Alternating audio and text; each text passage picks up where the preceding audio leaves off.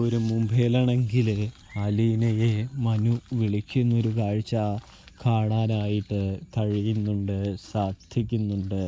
പ്രേക്ഷകരെ, പ്രിയ കൂട്ടുകാരെ, ഇതേ സമയമാണെങ്കിൽ നമ്മുടെ അലീനയാണെങ്കിൽ മനുവിനോട് ഇവിടെ നടന്നതും തന്നെ വെല്ലുവിളിച്ചതുമായ എല്ലാ കാര്യങ്ങളും വ്യക്തമാക്കുന്നൊരു കാഴ്ച കാണാൻ കഴിയുന്നുണ്ട്, സാധിക്കുന്നുണ്ട്.